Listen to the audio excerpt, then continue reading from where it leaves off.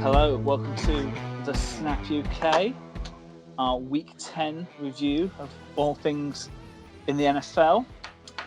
We're still under lockdown in the UK, so still meeting up by Skype, which is great and fun. Shit.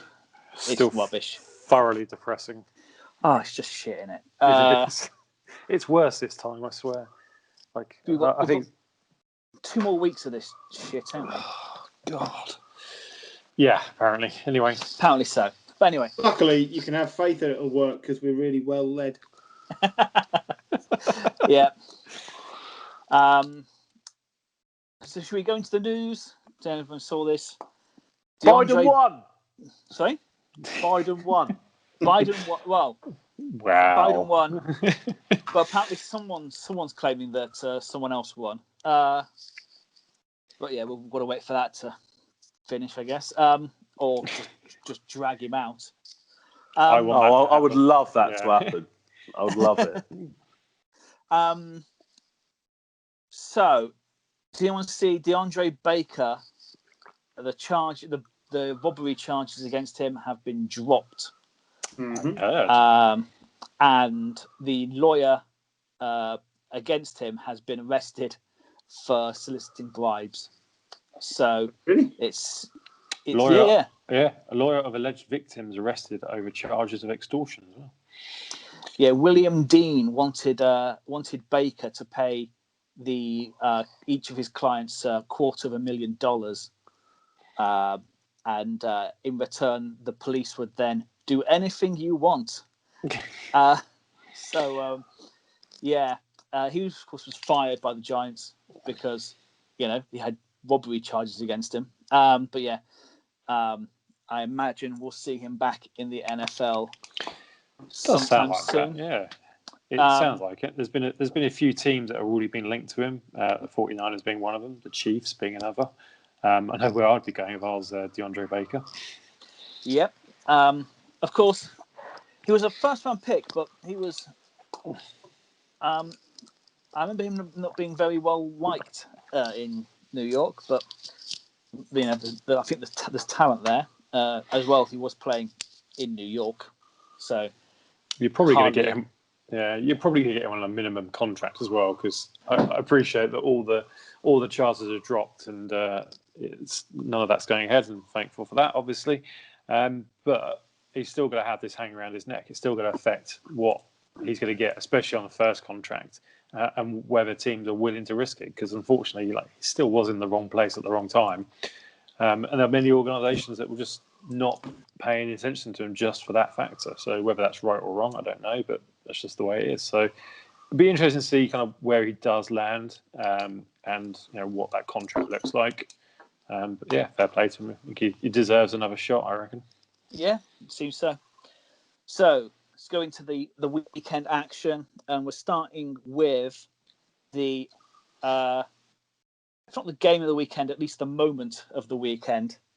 It was the Bills 30, Cardinals 32. Cardinals take the lead with a late. Is it too harsh to call it a Hail Mary? No, it was a Hail Mary, wasn't it? It was 78 yards or something. Yeah, it was absolutely a Hail Mary. It was brilliant as well. It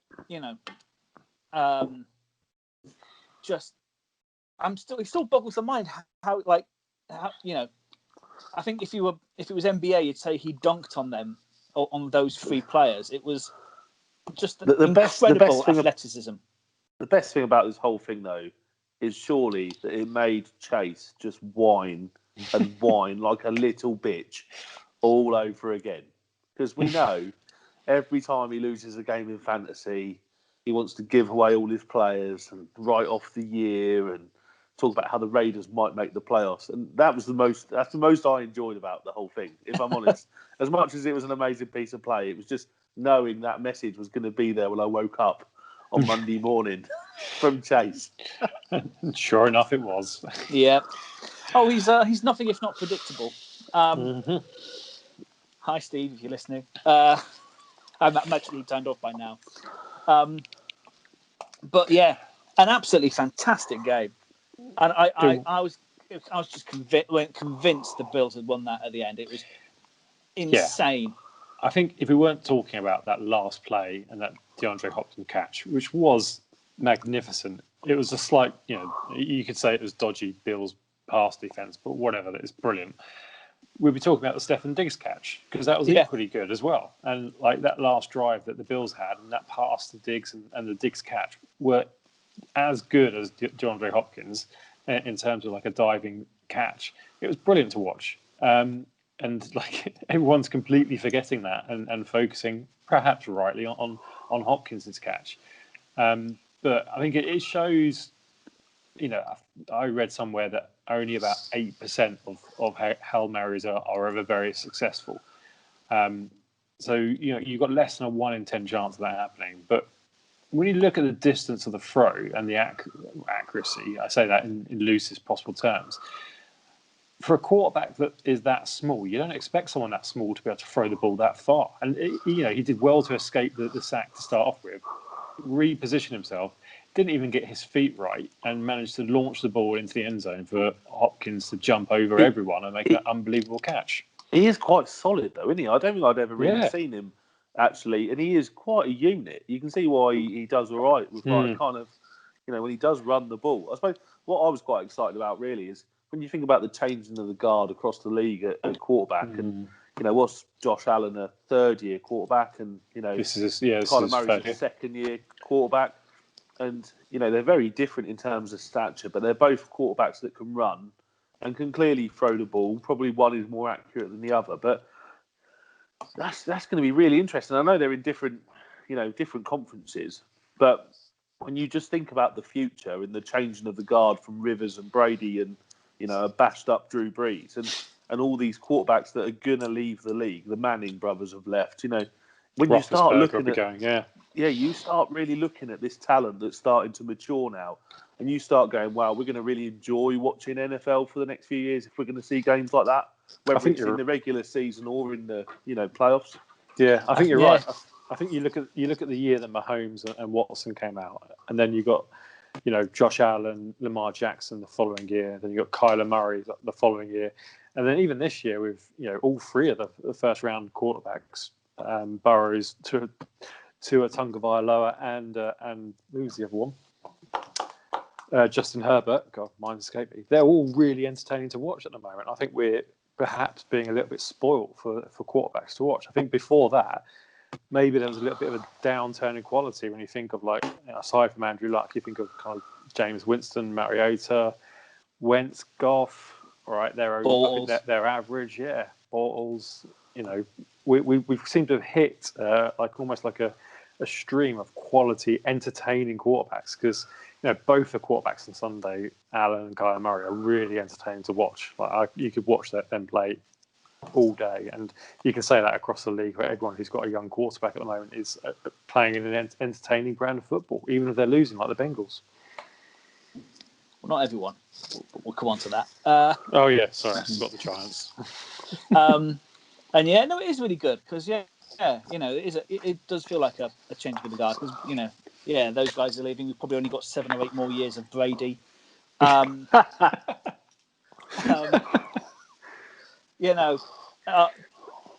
yeah, Stefon Diggs. I think that when he made the catch, I was tweeting, but I was a bit behind, so I never got a chance to press send because I was just about to send a tweet going, is Stefon Diggs the best wide receiver in the league this year? And of course, the next thing I see is a 70-yard catch by DeAndre Hopkins. You're like, oh yeah, no, I forgot DeAndre Hopkins. They almost said that on the commentary as well, didn't they? They said he's the best wide receiver in football this year. Yeah. And then, even at that point, I was like, that's a bit of a shout when you're playing when DeAndre Hopkins is on the other sideline. And then he went to prove that maybe Hopkins got upset about that. I was like, I'll fucking show you. Possibly, but no. For Buffalo, the Diggs trade's been cracking business, quite frankly, because he's been class. Yeah, absolutely, and he's got almost an instant connection with Josh Allen. Given the fact that they've barely, there's no off season. They've barely had that time to kind of create that type of connection. They're playing really well together.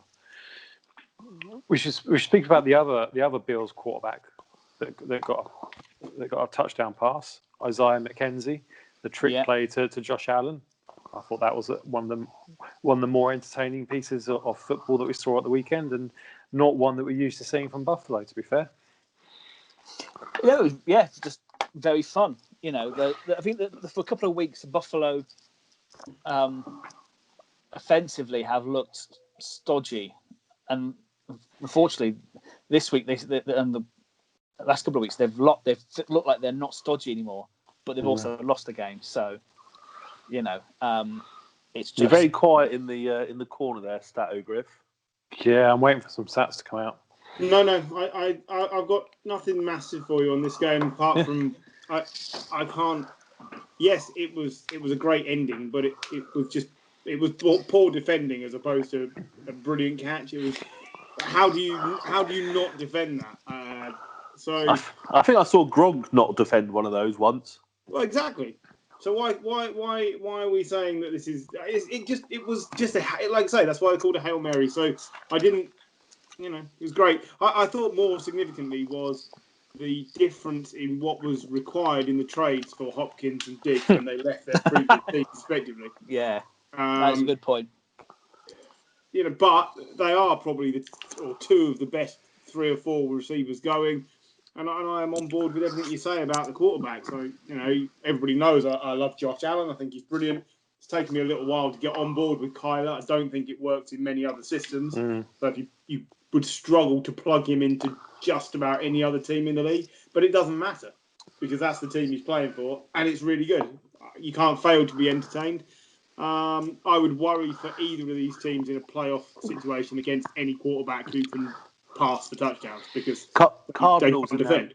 Cardinals are now top of the NFC West. Yeah. The NFC West. That's not like any division, is it? That is the NFC West. Yeah. Like the Cardinals are top. That's mad. Seahawks were well ahead. 3 or 4 weeks ago, and their defense is just catching up with them. But that Cardinals team, if they got on a roll, it's like confidence in sport. That Cardinals team could do all sorts of crazy things this year. I think, like out of nowhere, literally. They absolutely could. I think if they're going to win a game, it's going to be in a shootout. I think when it comes to playoff, if they're playing, let's say they're playing away, and it's the weather that we saw between Cleveland and the Texans. I think they're going to struggle because whilst Kenyon Drake had a decent game on Sunday, he's been bang average, and I think Kyler Murray he can throw a good ball. Some of his accuracy isn't brilliant. Like he didn't have a great game actually on Sunday. His rating wasn't that amazing. He threw one touchdown, 1 interception, had some yards on the ground, but compared to where he's been previous weeks, it was a bit of a meh sort of game from Murray. And if it wasn't for the fact that he threw DeAndre Hopkins caught that catch, we'd probably be saying maybe kind of he was outdueled by a more classic type of quarterback in terms of Josh Allen. But at the end of the day, they won the game, and we're not talking about that. But thankfully, we're not talking about is Josh Allen. Is there something wrong with Josh Allen? Because I don't think there is. Because equally, he had a bit of a meh game as well. But the Buffalo rushing attack is even worse. I think we said last week when they beat the Seahawks, like Pete Carroll came in with a plan to stop the Buffalo rushing attack. It's like they don't run the ball, and even they had 18 carries and 7 of those were Josh Allen, and Zach Moss and Devin Singletary are just they're not playing to the level that they need to be for this to be a balanced offense. I think too often it'll be left to Allen to kind of pull them through. And he's got the talent, but whether he's got the consistency to do it every week is probably another question. No, well, fair enough. Well, let's leave that one there and stick in the AFC East in part because this Ravens 17, Patriots 23. Who saw this one coming? Bill Belichick? Possibly only him. But I think Griff said it last week, where defenses are starting to find out about Lamar Jackson, and there's no greater defensive mind in the game still than Bill Belichick. So if anyone's going to do it, it's him, and he did it. Fair play to him. Yeah, I didn't see a lot of this game. I will admit, but the Ravens not having the season that a lot of people sort of hoped from them, and as well, like other than Lamar, the rushing offense has gone off a cliff. Like Mark Ingram last year was, I don't know, I can't remember the term. Top 10 fantasy back. Yeah, well, yeah. Yeah. This year, 5 carries, 5 yards. Injuries haven't helped, but yeah, you're right. Like he was doing everything from within the 5-yard line, though, wasn't he? Ingram. Yeah. He did, and that's why he was so good for fantasy, because they basically allowed midfield. They allowed all kinds of RPOs and let Lamar just do whatever he saw in front of him. And then as soon as he got in the red zone, they just gave it to the big trucks and said, "Get us into the end zone." But do you not think the biggest problem the Ravens have got is there's no one elevating? So Lamar Jackson is being asked to do everything, and the wide receiving core basically is not enough to take the pressure off the running game. Willie Snead's a number 2 receiver. Marquise Brown is not what they hoped he would be. He just isn't. No, I don't Nick Boyle and Mark Andrews are good tight ends, but they're not game-breaking tight ends. They haven't got enough around him, so they're going to run. And people like Belichick will game plan for we can stop that. Ultimately, the Patriots won because it was a poor weather game that played to the remaining strengths that the Patriots have. That's pretty much what it comes down to. Cam Newton, first quarterback to run for 9 touchdowns in the first 8 games of his season, which is insane. And have you seen what his touchdown record is, by the way? It's huge. It's like 60 odd, isn't it? 67 rushing touchdowns. The next best is Otto Graham with 44. Yeah, I got it right, baby. You did. I'm impressed. Good job. That's ludicrous as a number for rushing touchdowns. But pretty much that the Patriots go as Cam goes. On the weeks when he can rack up the scores on the ground and we don't have to rely on the passing game, he only had 118 passing yards. We'll be fine. But against good defences that can stack the box and force you to pass. I don't know. I think Baltimore is a good defence. Like you look at, they got Calais Campbell and Gotway on that defensive line. That's quality on that defensive line. I thought Damian Harris had a great game. I agree with you on Marquise Brown. I think my one on the side of caution on that is I don't think they're using him right. They're using him as like to stretch the field as a deep ball specialist, and like we've all said it. Lamar Jackson isn't an accurate quarterback. But accuracy isn't his thing, and he threw a couple of balls on Sunday night, where they were off target, but B, like Marquise Brown was covered. They were almost stupid throws. He was lucky that he didn't have more interceptions than the one he had.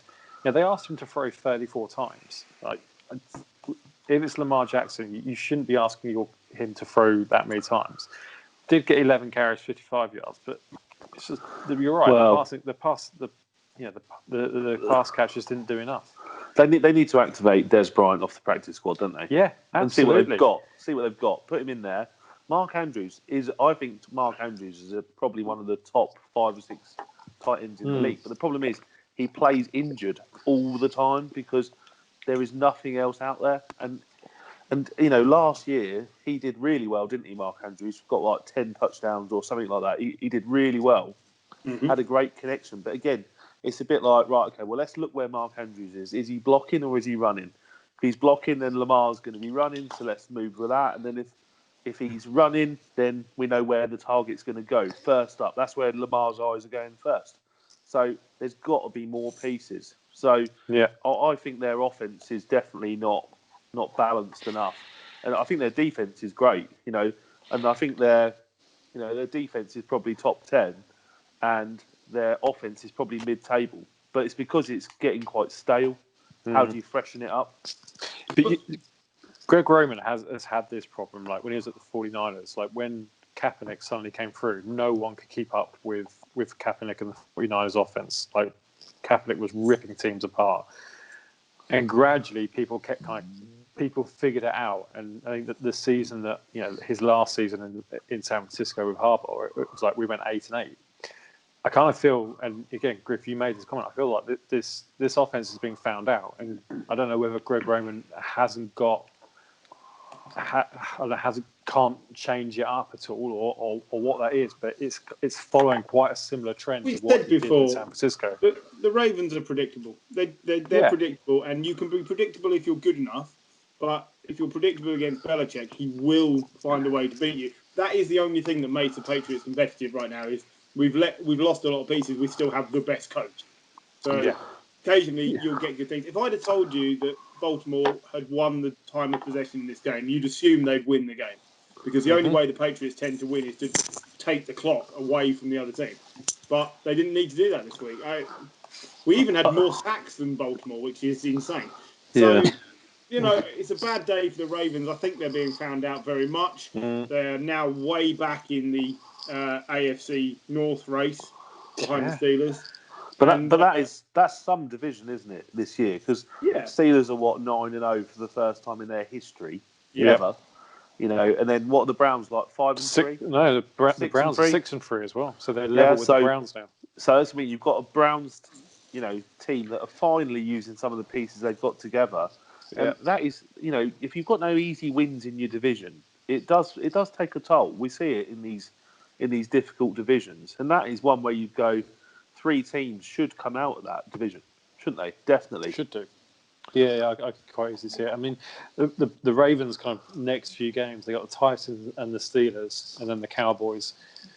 And then the Browns after that. So out of those next 4, conceivably they could lose 3 if they're not playing at the top of the game, because Titans, Steelers, and Browns will give them a match. All right, Cowboys is going to be a bit of a cupcake, we reckon, but it's going to be interesting times for Baltimore.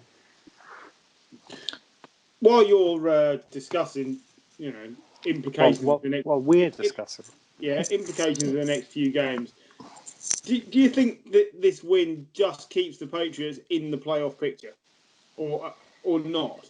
Because I'd say, looking at their schedule, the best they can hope for is still 8-8. But they've now won at least one more game than I would have expected them to this season by upsetting the Ravens. They're at 4-5. They're the number 10 overall team. Bearing in mind 7 teams from each conference now make the playoffs. I'd say they're right in the hunt. I would agree, because you look at the next few games. I think they're winning next week against the Texans. The Cardinals is going to be a difficult game, but again, Bill Belichick up against inexperienced quarterbacks. Yeah, I'd back Bill Belichick rather than Kyler Murray on that one. Then they got the Chargers. Then they got the Rams, and Belichick's had Sean McVay's number a number of times. Then it's Dolphins, and that Dolphins match could be huge for the AFC East. Well, we always lose that one, but and then they got the Bills, and then they got a win against the Jets. But if you'd have told me that it was more, or it was as likely that 3 teams would come out of the AFC East as it would be that 3 would come out of the AFC North at the start of the season, I never ever would have taken you on that bet. And now it is just as likely that scenario unfolds. Crazy, really. It is, yeah. Anyway. I don't think that will happen. I want to just get that on record. No, neither do I. But I'm just saying, it's now more possible than it probably should have been. Yeah, definitely. Yeah. I think Miami's resurgence has made that more possible. Well, yeah. Let's move on to 49ers 13, Saints 27. Of course, the main story is, it's Jameis time, as Breeze is all manner of banged up, really. He sort of, turned around to Peyton and said, I'm not feeling great. Turns out, broken ribs and a collapsed lung. Yeah. Although they haven't put him on IR, which suggests they think they can get him back within 3 weeks, or he might be out for 3 weeks. What it suggests is they don't think Jameis can be trusted, and Taysom Hill isn't a full-time quarterback. It doesn't suggest anything beyond that. They'll see what Jameis does. If Jameis wins games the way that Teddy did last year, they'll stick him on IR and save him make sure he's fit for the playoffs. But they don't know. they threw all sorts of short passes with Jameis. They didn't unleash him at all because he's going to be a turnover machine again. Because that's what he is. If it's really bad, could we have seen the last of Drew Brees? Potentially, yeah. It's Possibly. possible, but I think they're a fairly safe bet for the playoffs, and I think he will be back for that. So it's unlikely. Yeah, no, I'd agree. I mean, you're right. It's a possibility if the injury's worse than they first thought. Because I don't see him coming back next year, whatever happens. We should discuss the fact that they did win this game 27-13 over the Niners.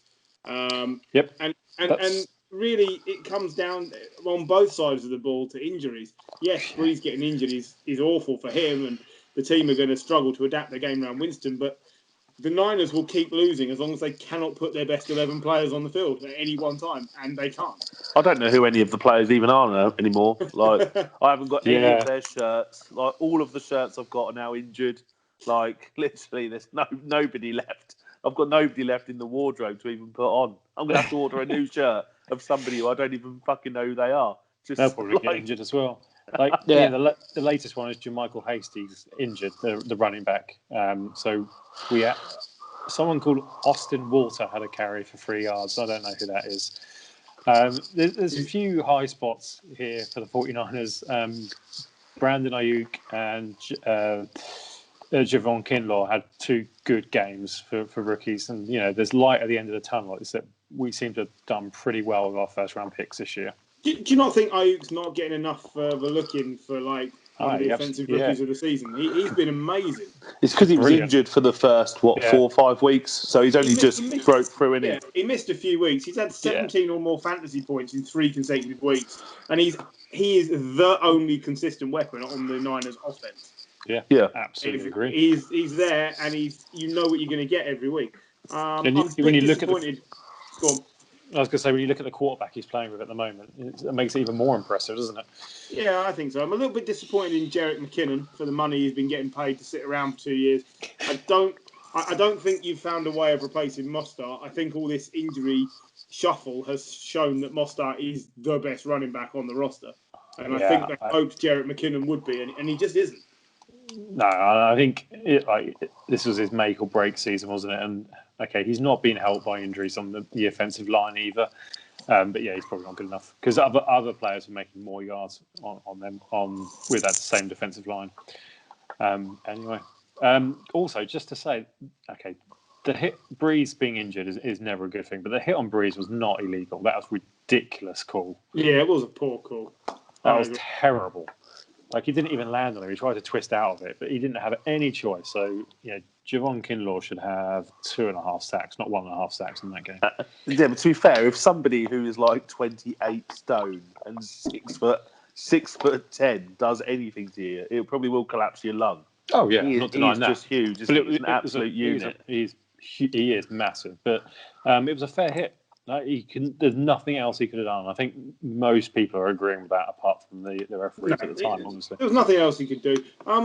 With regards to the Niners, we were just discussing the Patriots in 10th place in the AFC, still being in the playoff hunt. The Niners are 4-6. They're only 1 place further behind. They're 11th overall. What do we think looking at their fixtures? Any chance? No. Nah, the division's just too hard. And I know the Seahawks have got their failings, but they can score points and we can't. So we can't beat the Seahawks. I reckon we can hold the Rams to a tight game and, nick a win. We'd be close, against the Cardinals. But we've got quite a hard schedule as well. So I just don't see it happening. I think we've got a bye week next week, and then it's Rams, Bills, football team, Cowboys, Cardinals, Seahawks. So conceivably, only 2 wins out of that. Really. Yeah, exactly. If we get to 8-8, I think that's actually a massive result. But it could be 6-10. It could be 7-9. Somewhere between 8-8 and 6-10. Well, fair enough. We'll stick with the NFC West here because it's Seahawks 16, Rams 23, and again, I didn't see this coming. I just didn't think the Rams would be able to stop the Seahawks from scoring. But you can't write off a team that's got Aaron Donald just destroying the middle of everybody's O-line, even to the point of upsetting Russell Wilson. I will say I've now reached the point where Russell Wilson's fallen out of the MVP race. I thought he was clinging on after 3 weeks of interceptions, but that's it. It's over for him now. He's had two bad games. I think if he comes back and has another month that we saw previously, I think he's out of it. Too many other players have been too good. He was clinging on as like number 3 or 4 overall, and I think that was it. And it's a shame, but right now you could put at least 3 quarterbacks ahead of him, and probably a couple of running backs. Definitely a couple of running backs and not getting big enough shot. We didn't even talk about Alvin Kamara in that last game, by the way. He had an awesome game. Just to touch on that. May or may not be the only reason I won my fantasy game this week. So big up Alvin Kamara, top scoring fantasy player this season. It was pretty impressive. I think the reason why I said right at the start of the segment that I could see the Rams beating the Seahawks was because of the defense, because they've got in Aaron Donald someone who can pressure right up the middle and distract and disrupt Russell Wilson. But most importantly, they've got one of the few lockdown cornerbacks of the game at the moment who you can reliably put on the top receiver and know that receiver is not going to see any of the ball. And Jalen Ramsey had probably one of the best games I've seen a cornerback play. He restricted DK Metcalf to 2 targets only and no catches. Yeah. And that meant that they only had to focus. Like if you've got a cornerback that can do that. Sorry, he had two receptions, 28 yards. It was 2. Yeah. 4 targets, two receptions. But if you can, that's nothing compared to what he has had. And if you can do that to one of the top receivers on your opposing team, then the rest of the team can figure out what to do with the other receiver. And Tyler Lockett had a bang average game. And the next best receiver was a guy called Freddie Swain, who didn't catch Freddie Swain. Not 3 touchdown. 3 touchdowns in one game. Jeff Swain. No, his less productive maybe cousin, I don't know, Freddie Swain, I'm making that up. So, yeah, you've got you work in tandem between the up front with Aaron Donald just absolutely wreaking havoc, and Ramsey, who's able to take away your best threat, and that works for the Rams. And it's the reason I could see the Rams doing pretty well this year still. I'm still a big believer in them. I don't think the offense has been as good as it perhaps could be, but it's getting the job done. Yeah, I think we don't always pay enough attention to divisional games. I think there's very rarely a game that can't go either way, unless you've got a completely awful team like the Cowboys, or the Browns were for a long time, or the Jets are at the moment. Unless you've got a team like that in your division, these teams know each other so well. They play in the same stadiums, home and away, against each other, for the last 30, 40, whatever years. So they understand what they're trying to do as a franchise. You have a coach like Pete Carroll in Seattle for 12 years or however long he's been there. And, there's been coaches that have probably been at the Rams for, a good number of years. They will understand what they are trying to achieve, what the ethos is. Sometimes players move around. The teams just know each other so well. Whereas when you go AFC versus NFC and you haven't played that team for maybe 4 years, you just don't know how that matchup's going to play out, do you? Whereas divisional is just always tight. I think you can take most divisional games with most middle-of-the-road teams and you just toss a coin. It could be a one-score game either way. You mentioned the Jets, but you even look at it last week. They took the Patriots to the last kick of the game last week. So, yeah, absolutely makes sense that these games are always much, much tighter than they perhaps should be in cases. Well, we'll stick with divisional games because it's the Bucks comeback. It's the Bucks 46, Panthers 23. I was at the start of this game. I was really enjoying watching Teddy just really take it to the Bucks defense, and then 12 for 12, 100 and something odd yards. Yeah, it was brilliant, and then he just disappeared. Basically, they just shut him down, and Brady doesn't lose back-to-back games. Certainly doesn't lose them badly.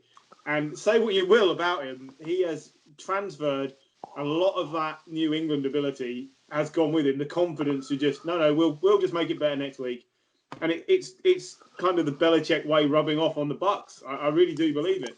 So between that and Arians having the balls to bring in Antonio Brown and just continuing to throw the ball down the field, Ronald Jones playing well, they were always likely to be able to turn it around. But this is an impressive comeback after getting hammered, as you can see, I think. He bounced back from a really early fumble really well, I thought, Ronald Jones. Yeah. With having first drive, wasn't it? Yeah, and having like Leonard Fournette just waiting to try and, play behind you, and like he came back and he was just awesome, wasn't he? Ronald Jones. Yeah. Like he's in the 192 yards in the game. top 5 yardage this year for running backs or something. Yeah. Ronald Jones got like 600 plus yards. He's played very well this year after really disappointing last year. So, and maybe the pressure is helping him because there's definitely because I've got Shady McCoy as well who is just nowhere. Like, has anyone actually seen him go on the field yet? He's on only minus had about yards. 8. Yeah, he's on not done minus a lot. yards for the year. He's just there as he's going to get a ring for doing nothing potentially. I'd take that. So would I. Wouldn't that be another ring? Wasn't he at Kansas? He was at the Chiefs. He was in the Chiefs. He was a healthy scratch in the Super Bowl, wasn't he? Yeah. I think with regards to the Panthers, look, we should celebrate the fact that they're playing well above their station, but that's 5 losses in a row. Teddy was injured, so it could be PJ Walker in the next game that they play. I think you might see the wheels come off a bit. I'm not sure why you'd expose Christian McCaffrey now you're out of the playoff picture. But it still bodes well for next season, and it's all about next season for them. So that's good. For the Bucks, it's all about now. What can you achieve now? And I don't see how you count them out. You can't tell me that if they get to the playoffs, you would say on any given week they couldn't win a game. You're right. You can't count them out, but at the same time, they are still lacking a bit of consistency. Oh, they're so fallible, but it's this swagger now that whilst it may not have been earned by the team yet, they're still walking around with it like, we just think we can win, and I think that counts for so much when it comes to the playoffs. Mm. Yeah, no, I would kind of agree with everything you say there. I think they are beatable. They've lost 3 games this year. Yeah. But when you look across the roster, it's you do struggle to find any weaknesses. Maybe at cornerback, they're a little bit prone, but they were always going to beat the Panthers. I think the Panthers have done really well this year. You're right. It's all about kind of next year for them and how they can kind of build experience in the defense, but also kind of continue the progression on the offense. Ronald Jones, you mentioned it. I heard he fumbled, and the first thought that went through my mind was, bugger it, I left Leonard Fournette on my bench, and he's now going to get a load of carries. And thankfully he didn't. So it was actually one of the few times I got a decision right. Yeah, we both did well for a change this weekend. Yeah. Ronald Jones also the 4th player in NFL history with a rushing touchdown of 98 or more yards. That was ridiculous. Derrick Henry's got 2 of them, hasn't he? He's got one of them. He's got a 98 and a 99, hasn't he? Yeah, I believe so. It was fantastic to see. I must admit, I was waiting for him to do a Daniel Jones and just fall over, but it didn't happen. He seemed to be able to get his legs one in front of the other for the whole length of the field. So witchcraft. Yeah, it's good. I haven't seen any more about Teddy's injury. I don't know the severity of that, but and Gronk, we should mention, is starting to play like Gronk. Yeah, it was always going to take him a bit of time to get fit, though, wasn't it? Rust off, but he was like running with players draped on him again, like he used to. Yeah, and that makes a massive difference to this offense because now people have actually got to cover him. Yeah, Teddy Bridgewater has had an MRI on an injured knee, and no damage has been revealed. Yeah, that's good. It was his other knee as well. Yeah, it was. It was the right knee. Well, yeah. So, but yeah. Well, hopefully we'll see him back. But he's had a good season. I think if it wasn't the fact that it was his 2nd season back, you would be talking about him as a comeback player of the year because he has been really solid for the Panthers. I know they've got a losing record, but that's not on him. It's that defense. That defense isn't what it was. You lose Keechley, and it's just exactly. How do you replace that? How do you replace that hole? They draft every draft pick this year for them was a defensive player, and that's going to take time to gel. And you're right, they haven't got leaders on that defense yet. They'll come with more experience, but you're right. You're losing Keechley, and losing Thomas Davis the year before as well. 2 massive losses to that defense, and then McCaffrey for half of this season so far. New coach, you just see how it goes, don't you? Yeah, I suppose you do. Yeah, I'm quite, and he's very keen to gamble on 4th downs, isn't he, Matt Wall? He's with a boat. He's running the analytics. You might as well. There's a lot of situations where it pays off. It's working for them. No, cool. Anyway, let's move on to Chargers 21, Dolphins 29. Which is bloody obvious, wasn't it? That was going to happen. Yeah. I saw a tweet yesterday, perhaps. There are 3 teams that have lost, or what was it? 3 teams that haven't lost a game by more than a touchdown this year. The Steelers, the Chiefs, and the Chargers. It's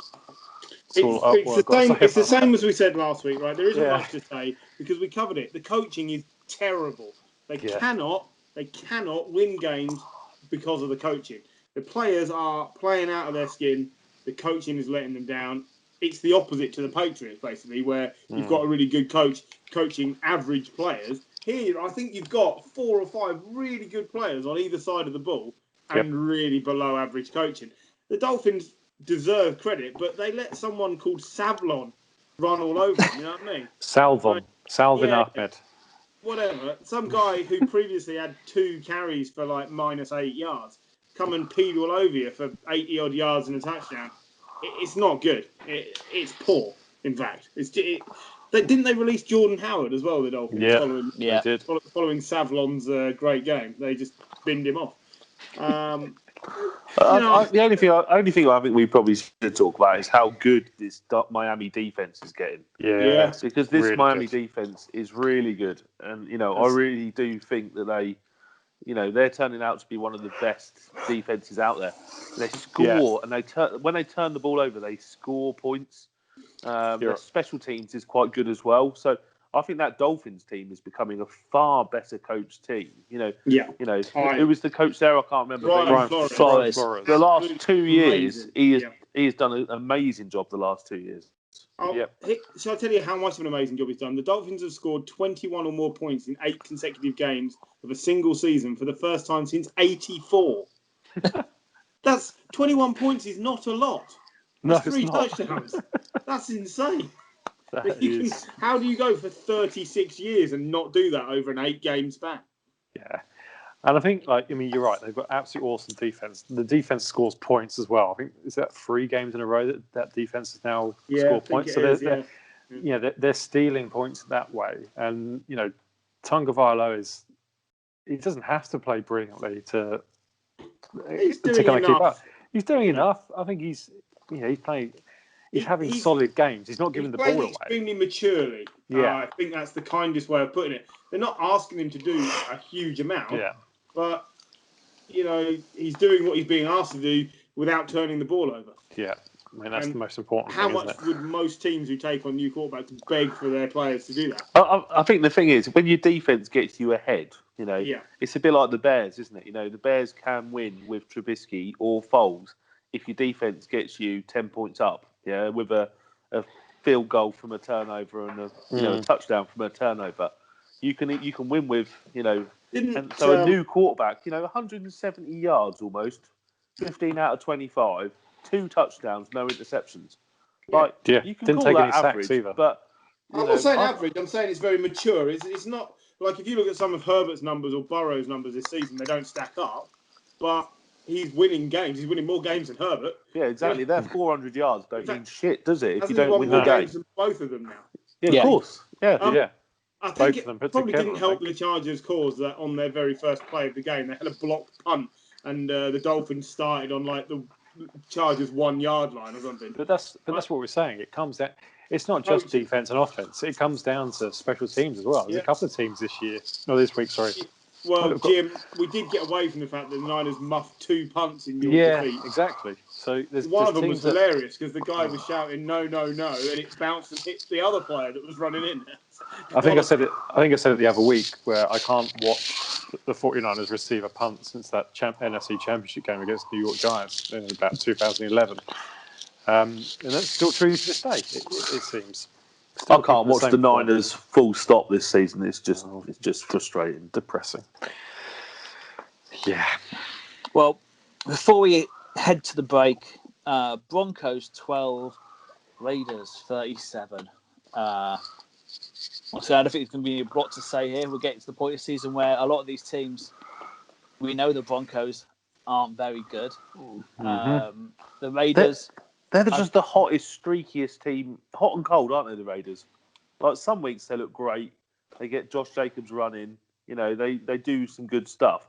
Other weeks, I think they look terrible still. And I know I get, mocked for putting them like 18th or whatever in my power rankings. Not that I listened last week and, turned up bitter this week or anything. But, I see such inconsistency in that team that it just frustrates me to the point. And like with that Dick going knock on wood all the time, and they just wind me up. I mark them down sometimes just because of that, just because I can just hear more. They're going, good game, knock on wood, and I just go, no, that's -5 places. That just pissed me right off. I think you are right, aren't you? There are certain teams that you kind of want to see lose just because you hate that some of the personalities behind them. Yeah, Patriots for one of them. No one really likes Bill Belichick, but we all respect him. John Gruden, I think, is another one. No one really likes him, and probably hasn't quite earned that level of respect yet. But at the end of the day, they've won 3 games on the bounce. Okay, 2 of them against the Chargers and the Broncos, and then they beat the Browns in a pretty dire game in Cleveland. They're also the only team, I think, that have beaten the Chiefs so far this year, and they're playing the Chiefs next week as well. It could be a division decider, because if they carry on that kind of streak of form and they get to 7-3 and the Chiefs move down to 8-2, there's a game in it, and Vegas have got that wild card of winning both division games, so they will top if they finish level. So I'm with you on this one, Gary. I don't like seeing the Raiders win, but you have to kind of respect the fact that they are winning games at the moment, and it's quite annoying. It's all down to Josh Jacobs. Derek Carr's having a solid season. I think he's doing what Tua's doing in Miami. He's being sensible with the ball. He's not making massive risks. He's not throwing interceptions, but he's also not doing anything particularly spectacular this year. Well, I've got nothing to add. So let's go to the break. That's all I've got to say about that. We'll go to the break and we'll come back and we'll go through the rest of the games and then do our power rankings for running backs.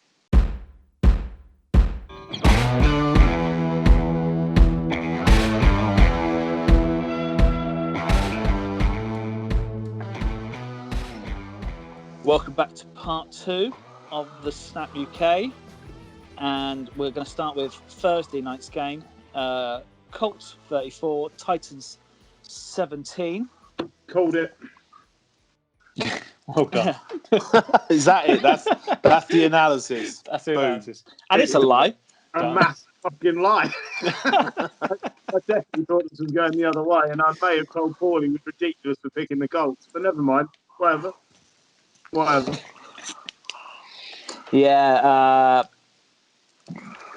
the Colts were... Naeem Hines has had 2 brilliant games recently. And he just seems to score the same touchdown over and over again. He takes a little slant and then dives into the corner. And, Is he the one that does the somersaults afterwards? He as well? also does the somersault, yeah. Yeah. He's basically been a punt returner for a few years. And well, they need someone to show up, don't they? Because Jonathan Taylor just seems to be getting worse and worse and worse of each week. And it's getting to that point in the season where I have to consider benching him on my team. It's all over for Jonathan Taylor this year, I think. It's not looking good, is it? No, but don't give up, because look at Ronald Jones, for instance. Yeah, unfortunately, I don't have him in a dynasty league, so no. Stephen Gostkowski for the Titans missed his 9th field goal this season. You can see where this is going. This is like last game of the season to get into the playoffs. They need a win. They're 2 points down in the last few seconds, and he shanked the field goal. It's coming. It feels like they're waiting too long to get rid of this guy. And I'm not saying he's not one of the okay kickers in the league, but he's just not what he was. It's over. You can see why the Patriots were like, I don't think we're re-signing you on that massive contract because we don't think the hit is okay. And it may not be. He just keeps shanking them wide. Yeah, he may just be bad now. Yeah, exactly. I thought the last 5 games, I think Phillip Rivers has quietly gone about his business. I don't think he started brilliantly in Indianapolis, but the last 5 games, 127 completions of 192. That's 66% completion rate. 1,400 yards, 7 touchdowns, 4 interceptions. Like, you're always going to get interceptions with Philip Rivers, but I think he's quietly becoming a solid quarterback for them again. Become a Hall of Fame quarterback is what you're saying. I think he's loudly became a Hall of Fame quarterback over the last X amount of years. Only 2 active quarterbacks have more 300-yard passing games than Philip Rivers. Who do you think? Breeze? Yep. Roethlisberger? No. Russell Wilson? No. It's Brady? not Brady, is it? Tom Brady. So only the 2 players who played in the league longer than him. Well, Roethlisberger's been in the same year. But you can prove anything with stats, can't you? Joe Flacco's thrown more touchdowns or whatever than Joe Montana, but he's still not as good.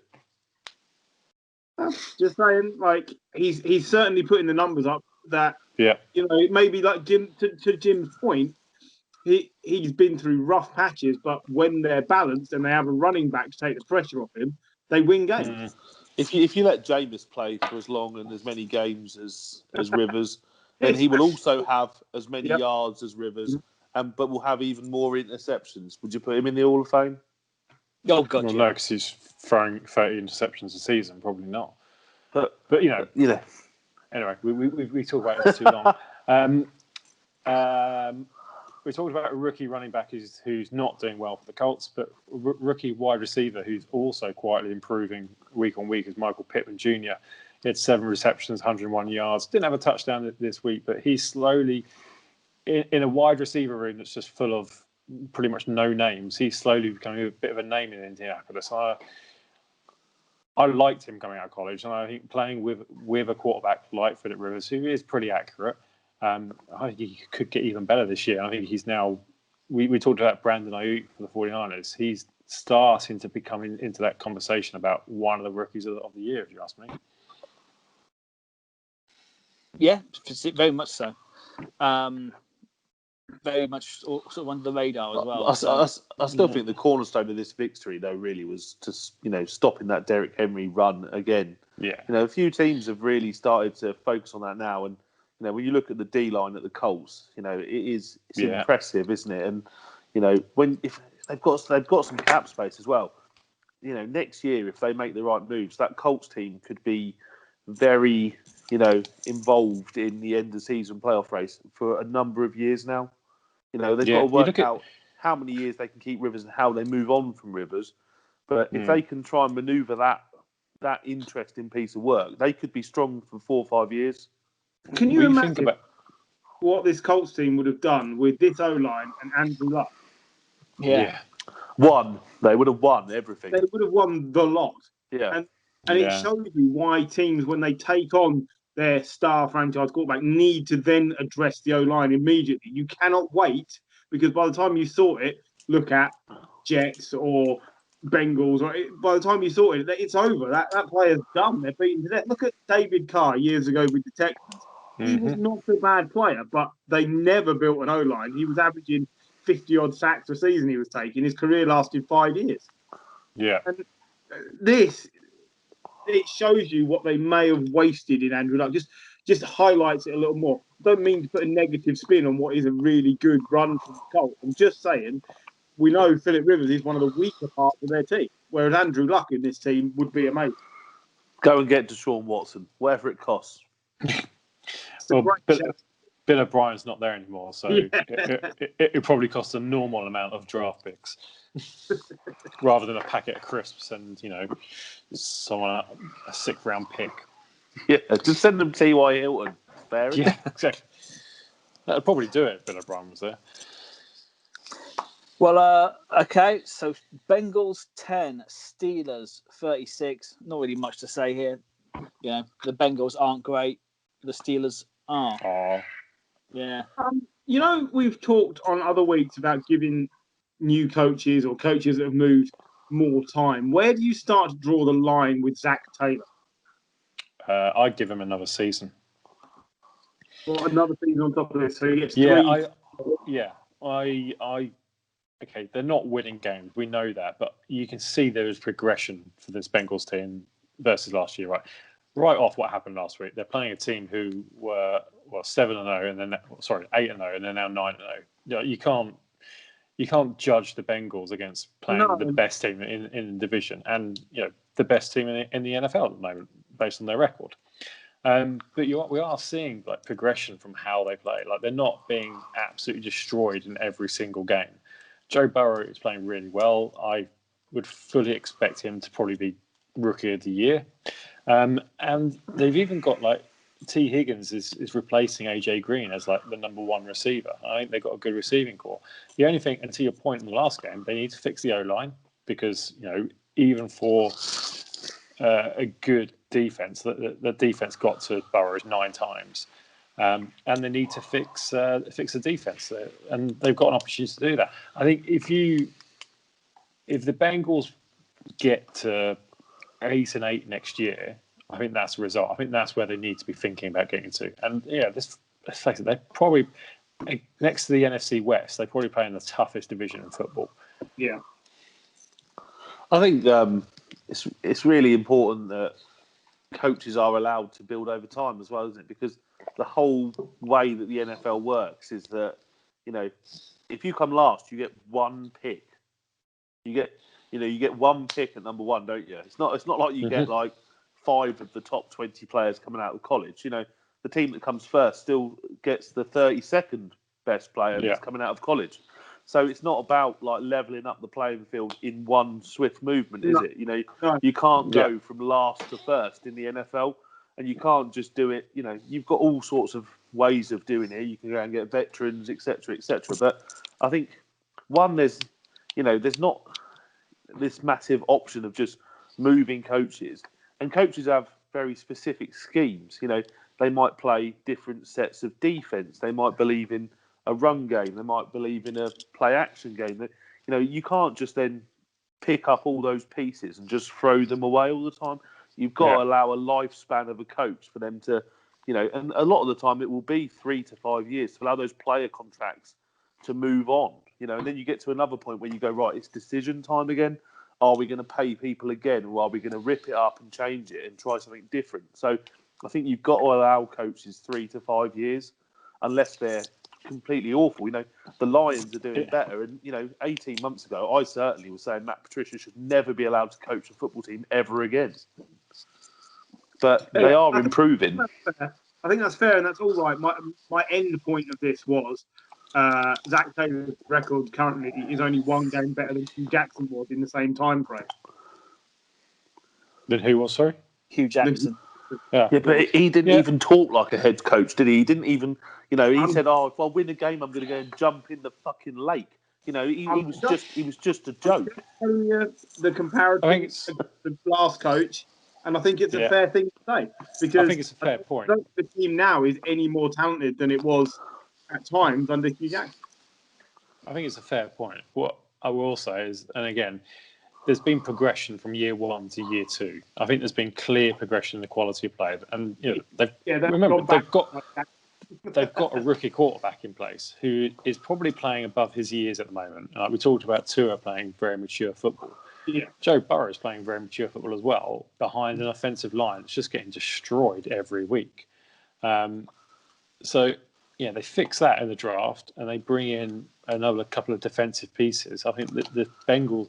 I think all the teams in the AFC West, in the AFC North, like it is in the NFC West, could be challenging next year. I think if you had a lot more noise coming out of your star quarterback that they were frustrated and not happy, there'd be a lot more pressure.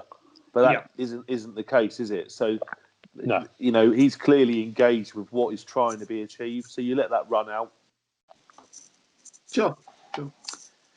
Okay, well, let's move on to Jaguars 20, Packers 24.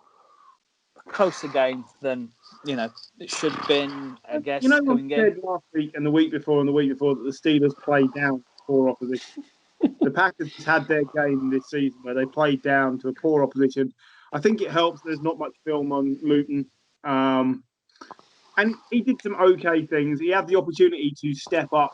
He had 2 plays at the end where he could have stepped up and delivered a bomb just to try and win it, and actually stepped into snap. both times. Like that's the problem. He's not that good, but there is no real drop off between him and Minshew. They're different, but there's no drop off. Look, the Jags have got nothing. They've got a running back.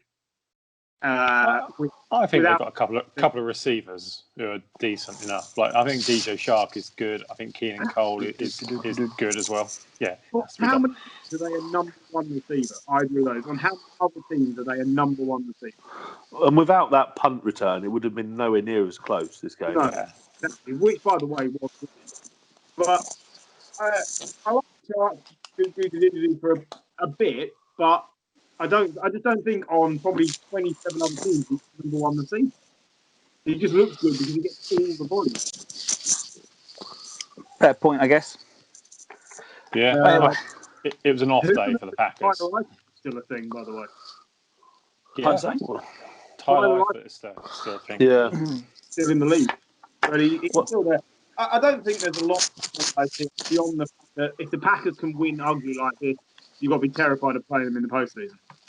Yeah, look, I thought the Jags defense played well at times. If I'm honest, they've made a few more plays at key times than they have done for a few weeks, and I think Van Valdez-Scantling had a great game again. But apart from that, there isn't that much there really. I know Rodgers likes the tight end, but they are still missing.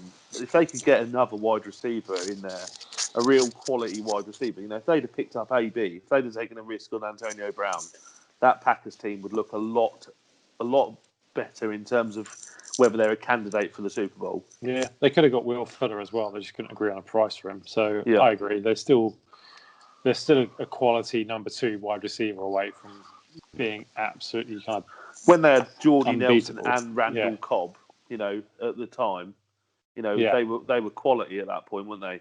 You just didn't know where he. You knew he was going to go Jordy Nelson, then over the top to Cobb. And these days he just doesn't have that. He's missing one or two pieces, I think. Yeah, completely agree. Okay, well let's go on to the speed round. The games that there's just nothing there. So Eagles 17. All the NFC East. Yeah, Eagles 17, Giants 27. Giants defense is okay. Yeah, I said that. Yeah. Yeah. I text that to our group and then I immediately regretted texting it after my performance the week before or last week and expected the Giants defense to completely implode, but it didn't. It held on. And it held the Philadelphia Eagles. They had no third down conversions throughout the whole game, which was pretty impressive. I think the other thing to mention, me and Griff were chatting about it earlier, Carson Wentz is now the most hit quarterback in the league. He's got no offensive line in front of him. You've got to feel sorry for him just because he's taking all those hits, and he's barely got anyone to pass the ball to. Pretty amazing then with that O-line that Miles Sanders is averaging 6 yards a carry this season.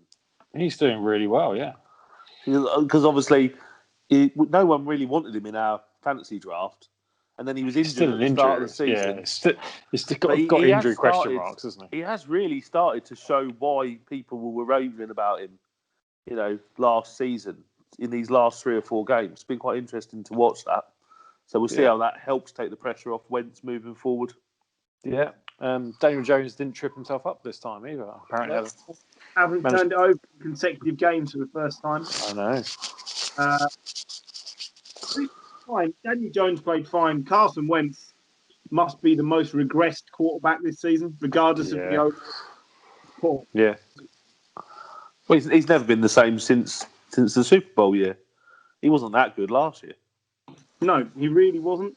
But he's just going backwards. And I don't know whether it's Doug Pederson or Carson Wentz or both, but he's going backwards regardless of what's going on around him. I know that the supporting cast is up and down.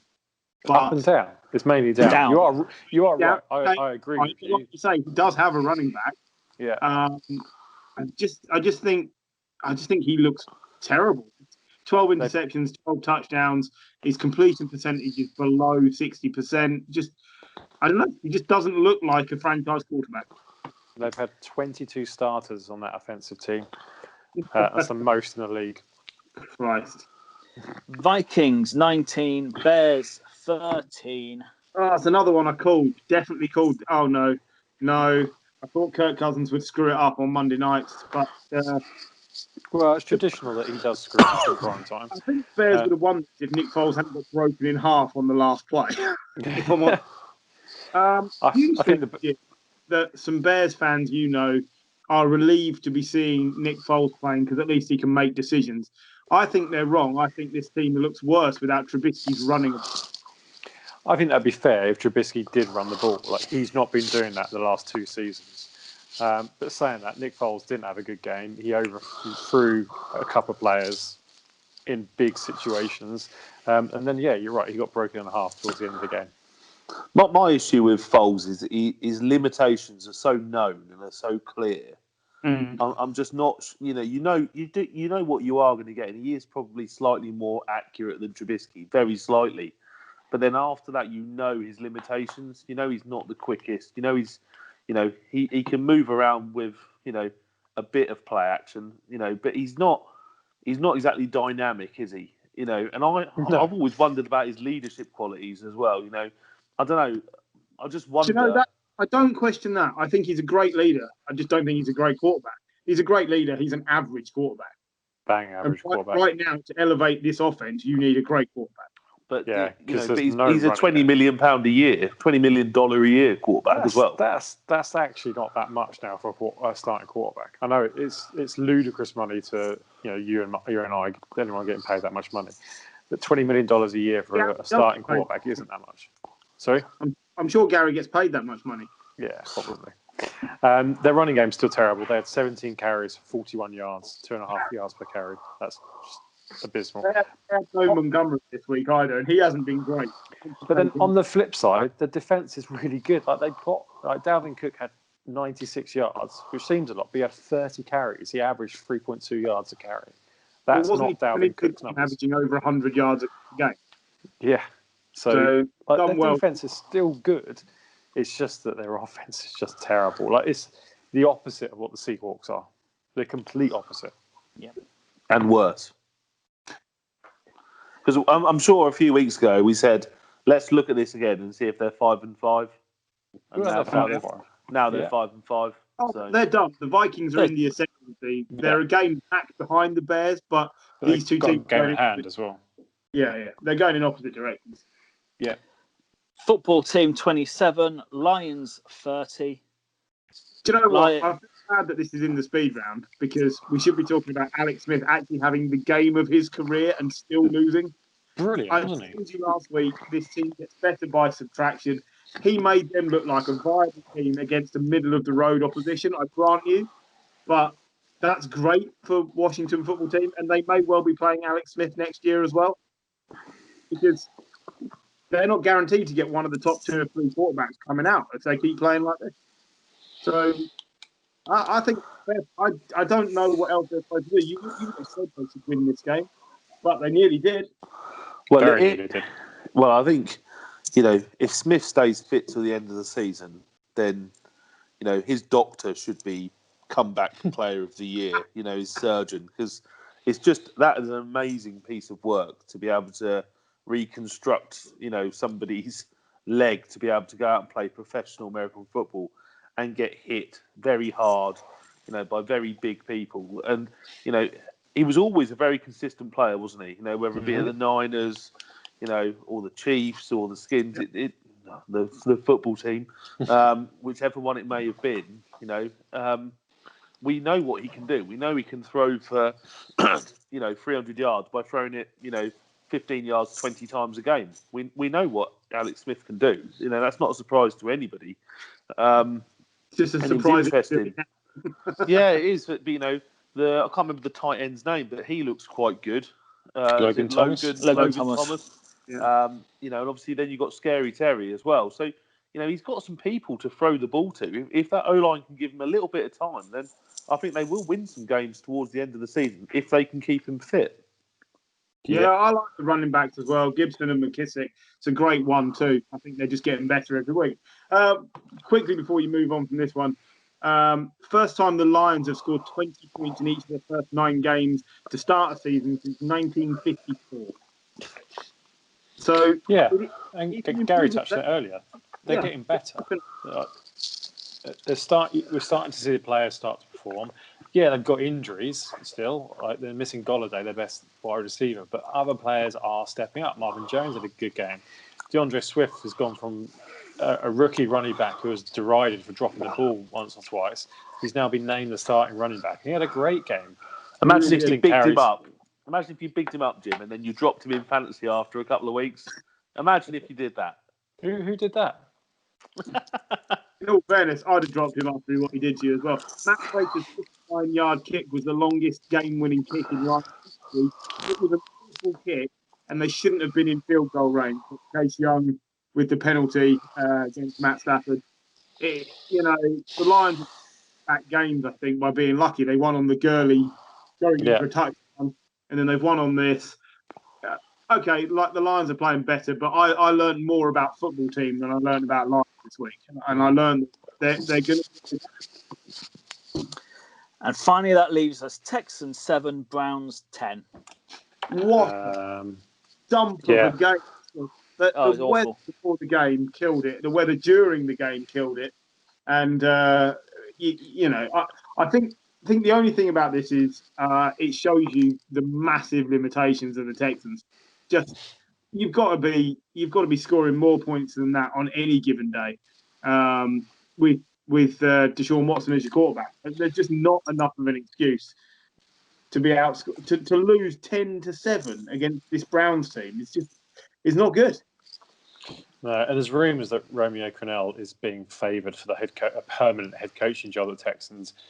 And if that happens, so short-sighted. Yeah, you've got one of the best young quarterbacks in the league. You sign him up to a long-term contract, bring in a GM and a head coach that can build around him. Because we've said a lot of quarterbacks are coming out of the college game and they're performing well, but it's still hard to find a good quality quarterback and then keep them. They've got that in Watson. Nick Chubb running out, had his first game back after a few weeks off. Had a great game, I thought, and then ran out of bounds when he could have scored a touchdown to make it 17-7. Well, 16-7. Life is always easier when you can use your Chubb. That is what we learned this weekend. Yeah. Bit of conjecture about he was doing the right thing running out of bounds. They would have gone 10 points up. It's not the same as the Gurley situation. Sorry? Yeah, they'd have had to have scored a touchdown and get an onside kick and get a field goal. Exactly. Just a draw. It's like, yeah, all right. I see. You guarantee the win versus pretty likely to win. I don't see what all the fanfare is about. You should have scored the touchdown. Okay, well, that brings us up to our running back power rankings. So, not easy for you to say, is it, John? It really is. Running back power ranking. Oh, yeah. I can see where you get a bit of a tongue twister. Who gets the guy with the rhotic R something to say like that? That's terrible. No, it's awful. But, okay, so all 5 of us have sent in their team. They're sent in their power rankings. Our top 10. You should say what it's ranked against. Like, is it like all time? Is it this season? Basically it's active running backs. So it's not on this season, but it's active running backs who would our top 10 be. So if even if they're injured this year, but they're still active, we counted them because of course there's so many injured this year. I worked on the basis that if I was taking over a franchise tomorrow, this would be who I wanted to start for my team. That's how I went upon it as well. So, do you want to guess how many different names were picked up? 15. Close. 14. Oh. Yeah. So, there were 4. So, I've given them points for each time they've got position. So, first gets 10. Down to 10th gets 1, which means that there are 4 people. Basically, like Eurovision, John. Yeah, just for our listeners. Yeah, The scoring process is just going to be just as boring. But so there are 4 players who don't make the top 10. Anyone want to guess any of those 4 players? Kareem Hunt. So, Joe Mixon. no, Mixon is 11th place. He got picked by two people. Yeah. Really? Yeah, in 9th by Paul and 10th by Jim. We had Raheem Mostert got a pick. I think, yeah. Todd Gurley got one pick I nearly picked Gurley. by me. I didn't. And No, Austin Eckler. Yeah. I picked him at 9th. He would have been my 11th. He was my number 11. Yeah, okay. So in 10th, we've got Kareem Hunt, who was picked by two people, but he was picked in a higher place than Joe Mixon. So Technically, I didn't pick him, John, but I put him in after I was told I couldn't have Lamar Jackson. Yeah. Hence it being running back competition. Yeah. I would take Lamar Jackson. If I had a better quarterback, I would just play him at running back. Yeah. I'd have Kyler Murray over Lamar Jackson. Okay. So in 9th place, and we'll take some guesses. Chubb. Aaron Jones. Zeke Elliott. Yeah. Ooh. Only picked by 3 people, 15 points. I didn't pick him. His numbers are still good in a bad team. Yeah. And Mike didn't pick him either. He's having a bad year, but you'd He's still fat, take him. he's got a bad attitude, and Tony Pollard is doing just as well behind that O-line as he is. His numbers are still in the top 10 this year in a bad year. He is definitely he is a quality running back. Yeah, I agree. Yeah, but his attitude stinks. Yeah. He'd have been... I mean, I still picked Eckler and Gurley ahead of him. That's what I think of him. I just don't think... the next one up, Nick Chubb with 18 points. Basically, everyone above here is picked by everyone. All right. So Nick Chubb. The next one is Aaron Jones with 21 points. Josh Jacobs at 23. Saquon at 24. And then there's a big jump. Derrick Henry with 38. Ooh. Okay, this one gets the top 3. So this is where McCaffrey, Cook, Henry. Yeah, No, in what order? Obviously. That order. It'll be McCaffrey, Kamara, Cook. I'm going to go with my orders: Kamara, McCaffrey, Cook. So McCaffrey was first in everyone but Jim. Really? In your face. Alvin Kamara was second.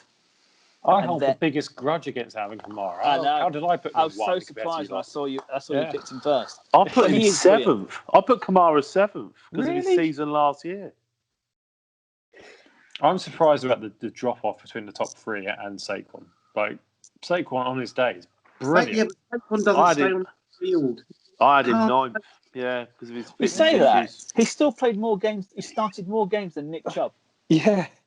I had Chubb 8th. and more I had Chubb yards. 8th. I think I picked Chubb. Saquon at 4 or 5. I'm just saying, you don't know. You just don't know. But yeah, so are you saying I was right, John, with my top 3, basically? Yeah, Because and so was I. But yeah, the snapshot clearly this season, Cook is far and away the best running back this season. oh yeah, this season. If it was this season, I still pick put Cook. Derrick Henry 2nd. I did. He's He's been just great solid. Great He's not going to get 2 years injured the same as everyone else is going to get injured. Yeah. No. You watch him break both legs next week now, Gary said that. No, it'll kill my fantasy season, that will. But yeah, he's great. But yeah, I just think Cook's better. What was Paul's top 3, John? McCaffrey, Henry, Cook, then Kamara. Then Zeke, Saquon, Josh Jacobs, Nick Chubb, Joe Mixon, Aaron Jones. I went Aaron Jones at 5 just so you lot couldn't call me some Aaron Jones hater. I had him at 8th. I didn't even want to. I just thought I'll put him at 5. Stop any arguments. Okay. Well, yeah, no, it's I think the top 3, top 4 were always gonna be there, but yeah, it's just.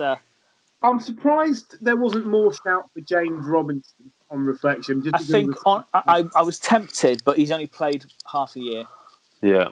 We all saw what happened to Connors. He had one good season, and he's nothing now, is he? So he's had 3 games of less than 50 yards. So yeah, Miles Sanders, I wondered if people would pick, and I thought I was going to get slated for not having him in the top 10. no, it's too early to tell on Sanders. Like I'm amazed. He's only played like 7 games in total. Amazed anyone picked Mixon as well. I'm amazed anyone picked Mixon. He's been terrible.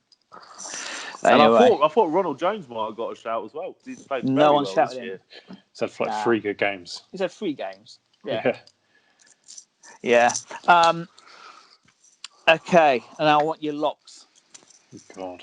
For week 11, Paul sent me his. What's Paul gone for? He has.